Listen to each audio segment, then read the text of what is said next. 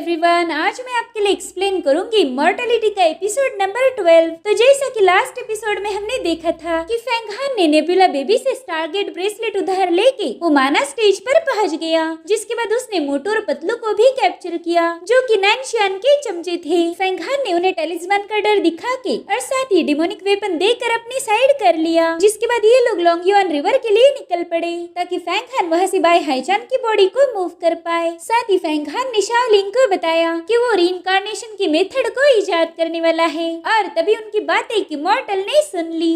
अब आगे तो हम देखते हैं कि ये लोग लॉन्गयुआन नदी के पास पहुंच चुके हैं। ये वही जगह थी जहां पर फेंग हान ने अपने मास्टर बाय हाईचान को दफनाया था। फेंग हान कह रहा था कि मास्टर बाय हाईचान प्लीज मुझे माफ कर दीजिए, लेकिन मुझे आपको यहाँ से मूव करना होगा। आपका यहाँ रहना खतरे से खाली नहीं। अभी तक शाओलिंग को पता ही नहीं था कि वो लोग यहाँ पर क्यों आए हैं, लेकिन अब बाय हाईचान का नाम सुनकर वो थोड़ा सा शॉक हो गई थी। वो दिल में ही सोचती कि पूरा के पूरा डीमन सेक्ट उन्हें ढूंढने में लगा है, लेकिन किसी को पता नहीं था कि बाय हाईचान तो मर चुके हैं। इधर फेंग हान अपनी पावर्स का यूज करके बाय हाईचान की बॉडी को बाहर निकालने की कोशिश करता है, मगर वो देखता है कि वहाँ पर तो उनकी बॉडी है ही नहीं। शाओलिंग भी ये देखकर थोड़ी सी शॉक हो गई थी। वो कहती कि उनकी कब्र तो खाली है, मगर फेंग हान उसे कोई जवाब ना देते हुए वहाँ से जाने लगता है। तभी शाओलिंग उससे कहती कि हम जिस वाइन शॉप पे रुके थे वहाँ पर डायली नाम का मैजिकल कल्टीवेटर था। थोड़ी देर बाद हमें 5 प्रिजन किंग का कोल्ड रन भी दिख गया था और अब तो बाय हाईचान की बॉडी भी गायब हो गई। क्या तुम्हें थोड़ा अजीब नहीं लगता? जिस पर फेंग हान कहता है कि इसमें अजीब वाली कौन सी बात है। तो शाओलिंग उससे कहती कि यहाँ पर हमें जितने भी साइंस मिले हैं वो सब एक ही तरफ इशारा करते हैं कि बाय हाईचान की बॉडी को कोई डेविल लेके गया है। अब तो हमारे पास एक ही ऑप्शन है कि उस डेविल को खत्म करके बाय हाईचान की बॉडी को वापस लाया जाए ताकि ये सीक्रेट यहीं पर दब जाएगा।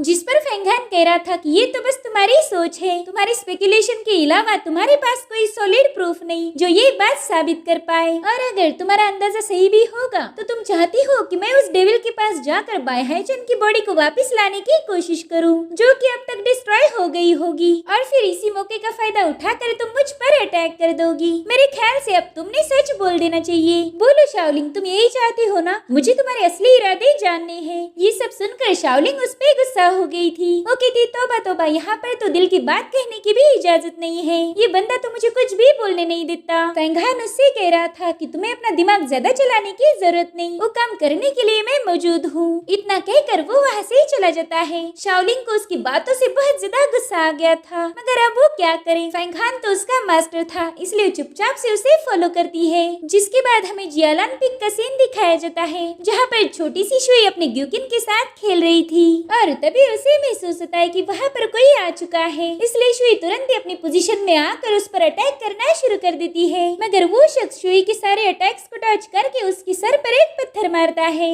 जिससे शुई को बहुत ज्यादा गुस्सा आ गया था। अब उस पर्सन पर दोबारा से अटैक करने की कोशिश करती है, लेकिन बदले में उस स्ट्रेंजर ने शुई के सिर पर और एक पत्थर फेंक के मार दिया। तो अब शुई भी उसका पीछा करना शुरू कर देती है। वो पर्सन बड़ी तेजी से यहाँ से वहाँ जंप लगाते हुए आगे बढ़ रहा था, तो शुई भी अपनी जी जान लगाकर उसे फॉलो करती है। और ये पर्सन कोई और नहीं बल्कि लॉन्गशुआन थी। शुई तो लॉन्गशुआन को देखकर ही हैरान हो जाती है, जिसके बाद वो गुस्से में आकर उस पर लगातार अटैक करना शुरू कर देती है, लेकिन लॉन्गशुआन बड़ी आसानी से उन्हें डॉज कर रही थी। और अब लॉन्गशुआन उसके पास आकर उसका लाड़ कर रही थी, मगर अपनी शुई तो मिर्ची से भी तेज है, इसलिए उसने लॉन्गशुआन के साथ दोबारा से फाइट शुरू कर दी। शुई उस पर कंटिन्यूअस अटैक कर रही थी, जिसमें वहाँ के बैम्बू ट्रीज भी कट जाते हैं, मगर अफसोस लॉन्गशुआन ही उस पर भारी पड़ गई। वो शुई की तगड़ी धुलाई करते हुए उसे जमीन पर पटक देती है। बाद में शुई का ग्यूकिन भी उसके पास पहुंच चुका था। अब लॉन्गशुआन उसके पास आकर करी थी कि ओले ओले बिचौली शुई दोबारा से हार गई। ये सुनकर तो शुई जमीन पर हाथ पांव पटक के रोना शुरू कर देती है। वो कह रही थी सिस्टर, आप जानबूझ के मुझे परेशान करती हो। अब आप देखती जाओ मैं कैसे आपकी कंप्लेंट सीनियर जियालान के पास कर देती हूँ। तो लॉन्गशुआन उससे कह रही थी कि जल्दी माउंटेन एंड रिवर कॉन्टेस्ट होने वाला है, तब तक तुम्हें फिजिकल बॉडी की 10वीं लेवल पर पहुँचना होगा।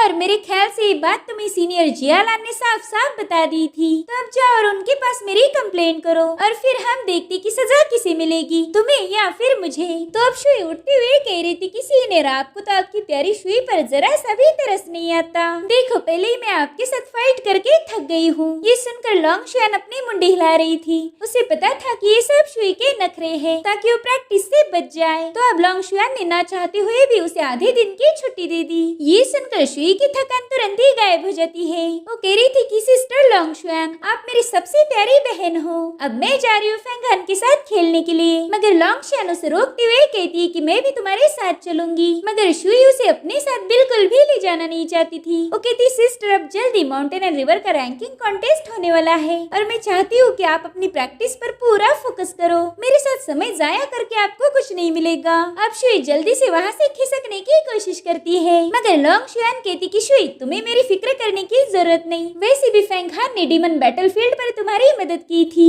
तो तुम्हारी बड़ी बहन के नाते मुझे उसका शुक्रिया अदा करना चाहिए। शुई धीरे से कह रही थी कि पता नहीं इससे मेरा पीछा कब छूटेगा। वही दूसरी तरफ हम शाओलिंग को देखते हैं, जो फेंगहान के घर पर बैठ बैठ के बोर हो गई थी। वो देखती कि फेंगहान तो कल्टीवेशन में बिजी है और वहीं पर यान स्टारडियो मैजिक पिल को चेक कर रहा था, जो फेंगहान को नेबुला बेबी की माँ ने दी थी। जिसके बाद यान उस पिल को फेंगहान की तरफ पास कर देता है। वो कह रहा था कि मैंने इस पिल को अच्छे से चेक किया, ये तो एकदम प्योर एलिक्सर है।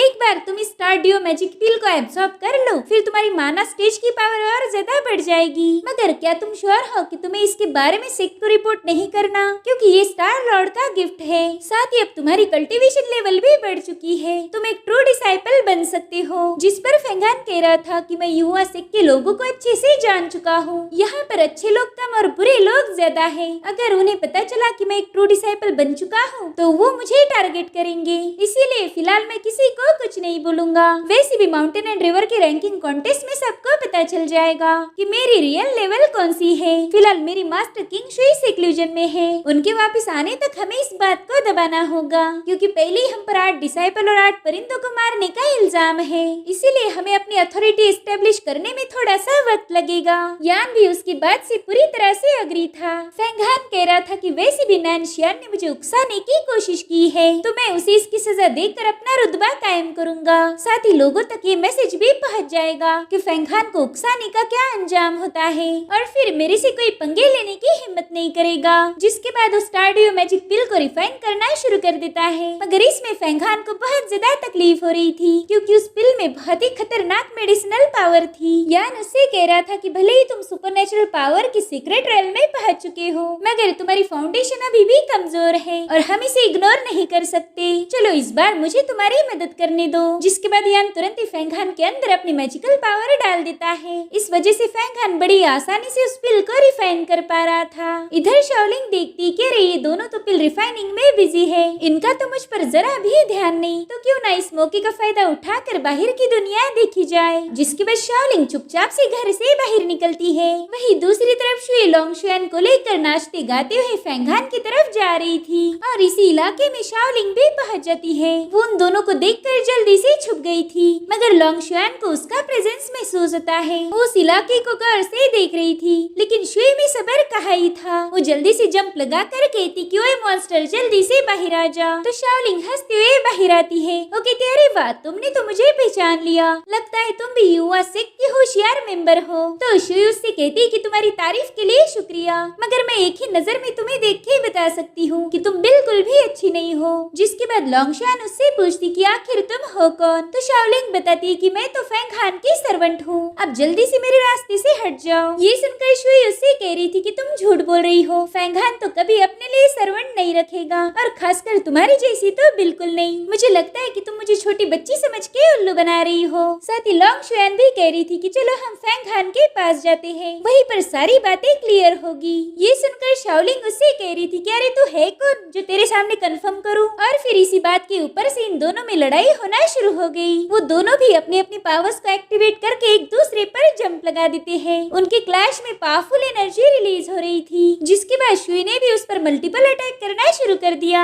मगर लॉन्ग शुआन उसे बताती कि शुई इससे संभाल के रहो, ये ह्यूमन नहीं बल्कि एक डीमन है। अब शाओलिंग सीधे जाकर शुई पर अटैक करने वाली थी और शाओलिंग को रोकने के लिए लॉन्ग शुआन ने भी अटैक कर दिया था। मगर इससे पहले कि शाओलिंग शुई को चोट पहुंचा पाए, फेंग हान तुरंत ही आकर शुई को बचाते हुए उसे दूर पटक देता है। मगर इसी दरमियान वो एक्सीडेंटली लॉन्ग शुआन के अटैक से घायल हो गया, जिससे फेंग हान को बहुत ज्यादा तकलीफ होने लगती है। वो लॉन्ग शुआन को ग्रीट करके बता रहा था कि दरअसल मैं अंडरग्राउंड में प्रैक्टिस के लिए गया था और वहीं पर इस चुड़ैल के साथ मेरी फाइट हो गई। मैं वो फाइट जीत गया और मैंने इसे अपना सर्वेंट बनाया, लेकिन शायद अब मुझे इसे थोड़ी सी तमीज भी सिखानी होगी। प्लीज सीनियर सिस्टर इसे माफ कर दीजिए। अभी तक तो शुई को पता ही नहीं था कि उसे बचाने वाला और कोई नहीं बल्कि फेंग हान है। उसे देखकर बहुत ज्यादा खुश हो गई थी। फेंग हान उसे बता रहा था कि मुझे तुम्हारी बहुत याद आई, इसलिए मैं तुमसे मिलने आने ही वाला था। मगर तभी वो खांसने लगता है। दरअसल लॉन्ग शुआन के अटैक का असर था। वो फेंग हान से कह रही थी कि तुम्हारी सर्वेंट तो बहुत ज्यादा पावरफुल है, मगर है तो एक डीमन, और तुम्हें तो पता ही होगा डीमन को अपना गुस्सा काबू करना नहीं आता, इसीलिए तुम्हें उसे थोड़े से डिसिप्लिन सिखाने होंगे। ये सुनकर शाओलिंग ने उसकी तरफ देखकर टेढ़ा मुंह कर दिया, जिसके बाद लॉन्ग शुआन फेंग हान को बता रही थी कि मैं शुई को बचाने के चक्कर में तुम पर ही अटैक कर बैठी, उसके लिए मुझे माफ कर दो। जिस पर फेंग हान कह रहा था कि सीनियर प्लीज आप माफी मत मांगे, इस सब का जिम्मेदार और कोई नहीं बल्कि शाओलिंग है। इधर शुई शाओलिंग से कह रही थी कि तुम हो तो एक डीमन सर्वेंट, लेकिन तुम में तेवर तो जमाने भर के हैं, भले ही तुम कितनी भी पावरफुल क्यों न रहो, मैं तुमसे नहीं डरती। जिसके बाद उसे टेढ़ा मुंह करके चिढ़ा रही थी। मगर शाओलिंग फेंग हान के वहाँ होने की वजह से अपने गुस्से को पी लेती है। अब फेंग हान अपने मेहमानों को घर लेके गया था। शुई ने घर पहुँचते ही खेलना शुरू कर दिया था। वहीं पर शाओलिंग अपने मेहमानों की सेवा में लग जाती है। साथ ही लॉन्ग शुआन ने फेंग हान को एक एलिक्सर की बोतल दे दी। वो कहती है कि मैंने इसे बनाया है, ये उतनी पावरफुल तो नहीं है, मगर ये तुम्हारे बोन्स और मसल्स को जरूर से पावरफुल बनाएगी। इधर फेंग हान सोच रहा था कि सीनियर को पता नहीं, लेकिन मैं तो सुपरनेचुरल पावर्स की माना स्टेज पर पहुंच चुका हूँ, इसलिए उनका एलिक्सर मुझ पर कोई खास असर नहीं करेगा। इधर लॉन्ग शुआन का पूरा ध्यान शाओलिंग पर था कि कैसे एक डीमन ह्यूमंस को चाय पिला रही है। तभी फेंग हान लॉन्ग शुआन से कहता है कि सीनियर माउंटेन एंड रिवर का कॉन्टेस्ट जल्दी होने वाला है, तो मुझसे ज्यादा आपको इस एलिक्सर की जरूरत है ताकि आप उस कॉन्टेस्ट में अच्छे से परफॉर्म कर पाओ, इसीलिए मैं इस एलिक्सर को एक्सेप्ट नहीं कर सकता।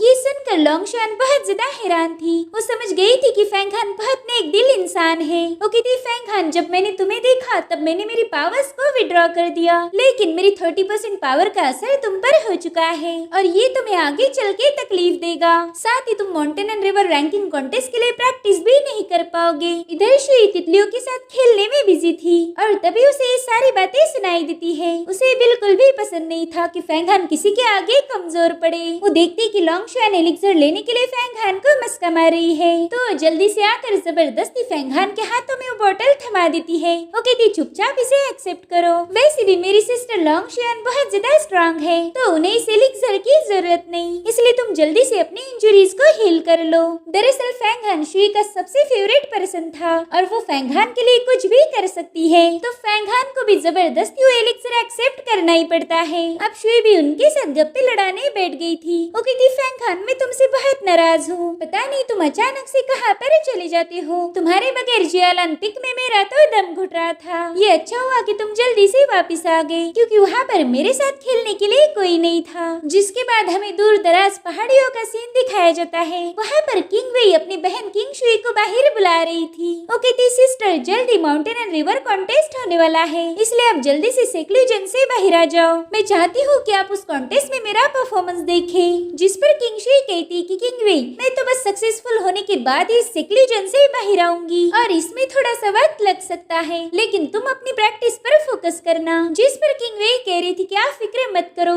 आपके वापस आने तक मैं जिडियन पिक का पूरा ख्याल रखूंगी। जिस पर किंग शुई कहती कि तुम्हें उन मैटर में फंसने की कोई जरूरत नहीं, वो सब तुम अपने सर्वेंट्स पर छोड़ दो। फिलहाल तुमने प्रैक्टिस पर ध्यान देना चाहिए, क्योंकि जल्दी माउंटेन एंड रिवर का कॉन्टेस्ट होने वाला है, तो मैं नहीं चाहती कि तुम अपनी एनर्जी इन फालतू चीजों पर जाया करो। इस कॉन्टेस्ट में तुम्हें अच्छी रैंकिंग हासिल करनी ही होगी और तभी जाकर लोग तुम पर ध्यान देंगे, सेक्ट के एल्डर्स तुम्हें अटेंशन देंगे, इससे तुम्हारा आगे चल के बहुत फायदा होगा। जिस पर किंग वेई कह रही थी कि सिस्टर आप इसकी फिक्र मत करो, मैंने ऑलरेडी कुछ दोस्त बना लिए हैं और हमने तय किया है कि हम उस कॉन्टेस्ट में एक दूसरे का साथ देंगे, इसीलिए मुझे पूरा यकीन है कि मैं टॉप 10 इन डिसाइपल्स में जरूर आऊंगी। लेकिन ये बात किंग शुई को खटक गई। वो तुरंत ही अपने ऑरा फॉर्म में किंग वेई से मिलने आ जाती है। वो कह रही थी कि बैटल चाहे कोई भी रहे, अगर तुम्हें उसमें जीतना है तो तुम किसी और पर डिपेंड नहीं रह सकती, तुम्हें खुद को स्ट्रांग बनाना ही होगा और तभी जाकर तुम एक पावरफुल इमॉर्टल बन सकती हो। लेकिन किंग वेई को उसकी बातें बिल्कुल भी अच्छी नहीं लगती। वो उसे गुस्से में कह रही थी कि जब भी मैं कुछ अच्छा करती हूँ तुम्हें वो बात खटक जाती है, तुम बस मुझे टोकती रहती हो और तुमने उस फैंगहान को खुली छूट दी है। वो सीनियर्स का अपमान करके पता नहीं कहाँ जाके प्रैक्टिस करता है और उसकी गैर हाजिरी में मुझे इस सब चीजों पर ध्यान देना पड़ता है। जिस पर किंग शुई कहती कि फैंगहान अभी तक का सबसे प्रॉमिसिंग डिसाइपल है, मेरे बाद वही हमारे जीडियन पिक का ट्रू डिसाइपल बनेगा। बस एक बार वो सीक्रेट रेल्म की सुपरनेचुरल पावर्स तक ब्रेक थ्रू कर ले, फिर देखना वो क्या क्या अचीव करता है। वैसे भी मुझे किसी के सपोर्ट की जरूरत थी, तो मुझे लगता है कि फैंगहान ही मेरा सपोर्ट पिलर बनेगा। ये सब सुन के तो किंग वेई की खून में आग लग गई थी। तो कहती कि देख लेना वो लूजर 10 सालों तक भी जिंदा नहीं रहेगा। दरअसल इसने और नैनशियान ने ऑलरेडी फैंगहान को मारने का प्लान बनाया था। जिस पर किंग शुई कहती कि जो लोग अच्छे से प्रैक्टिस करते हैं ना ही वो जिंदगी के लिए लालची होते हैं और ना ही उन्हें मौत से डर लगता है, चाहे उनका दुश्मन कितना भी पावरफुल क्यों ना हो, वो उसे भी धूल चटा देते हैं। और रही बात 10 सालों बाद की, तो तुम खुद ही देख लेना कि कौन हारता है और कौन जीतता है। साथ ही मैं तुम्हें बता दूं कि जो भी फैंगहान का दुश्मन है वो मेरा भी दुश्मन है। ये सुनकर तो किंग वेई बहुत ज्यादा शॉक थी। वो किंग शुई से गुस्से में कह रही थी कि अगर फैंगहान ब्रेक थ्रू कर सकता है तो मैं भी कर सकती हूँ, लेकिन तुम्हें तो बस फैंगहान ही नजर आता है। उसकी वजह से न जाने कितने ही डिसाइपल को तकलीफ हुई, मगर तुमने उन सारी चीजों को नजरअंदाज किया। इतना ही नहीं, वो तो हमारी फैमिली की बिल्कुल भी इज्जत नहीं करता। मगर सिस्टर आपने अपनी आंखें बंद की है, मुझे तो लगता है कि उस बंदे ने आपको अपने वश में किया है। ये सुनकर तो किंग शुई इस पर गुस्सा हो गई थी। वो कहती कि किंग वेई अपनी बकवास बंद करो, लेकिन किंग वेई उसकी एक नहीं सुनती। वो बस फैंगहान की बुराइयां कर रही थी। वो कह रही थी कि तुम मेरी बड़ी बहन होके भी उसे सपोर्ट करती हो। उस मामूली से गुलाम ने हुआ तियांडू को चैलेंज किया, मगर फिर भी तुम चुप रही। अब मैं समझ चुकी हूँ कि मैं फैंगहान की जगह कभी भी नहीं ले सकती, जिस वजह से मैं भी अब तुम्हारी कोई बात नहीं मानूंगी। जिसके बाद वो अपने पाँव पटकते हुए वहाँ से चली जाती है। किंग शुई इस रवैये से काफी ज्यादा डिस्टर्ब हो गई थी। वो उसके विप को चेक करते हुए कह रही थी कि तुमने कुछ ऐसे दोस्त बनाए हैं जो आगे चल के तुम्हारे लिए खतरनाक साबित होंगे और फिर उस वक्त मैं भी तुम्हारी कोई मदद नहीं कर पाऊंगी। और इसी के साथ एपिसोड यहीं पर एंड हो जाता है। Thank you so much for watching. Bye bye, take care.